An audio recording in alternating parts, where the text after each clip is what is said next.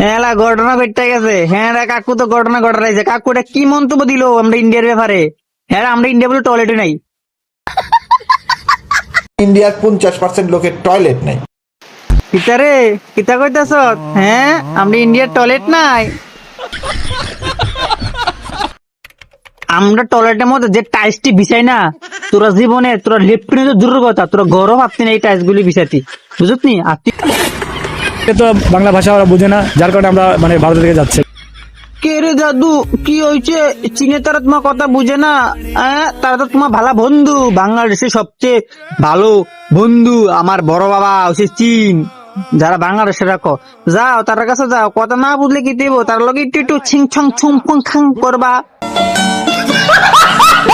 ইন্ডিয়ার প্রতি আমাদের আগাগোড়ায় একটা আস্থা আছে। এ কি দেখো আস্থা আছে, আস্থা না আস্থা রাখতে হইব, না তোর উপায় নাই। তোরা সব কাম দিয়ে মুটকে মেরে দিছে, চীনা মুটকে মেরে দিছে তোর রে, এখন তো ইন্ডিয়ার উপরে আস্থা থাকতে হইব। বিরতি শেষে ভারতীয় হাইকমিশন বাংলাদেশি পর্যটকদের জন্য পুনরায় চালু করেছে ট্যুরিস্ট ভিসা। হাসি দেখতেছি নি কত বড় লাইন, কিন্তু ইন্ডিয়ার মধ্যে আমার লাগে এত বড় লাইন ধরছে। কি তারা কি দেখো আমরা ইন্ডিয়া বলে বয়কট করবো? হায় রে ভাগ্য।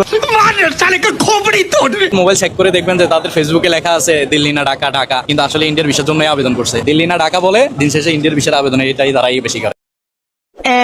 কোন জায়গায় বাংলাদেশি বাইরেছে যে একটা উচিত কথা কইছে, একদম সত্য কথা কইছে। তোরা যে তুই চীন আর পাকিস্তানে পিছিয়ে হয়ে থাক না রে, তোরা ইন্ডিয়া ছাড়া তোর উপায় না রে ভাই, তোরা ইন্ডিয়া ছাড়া তোর ঠাই নাই কোনো কেন।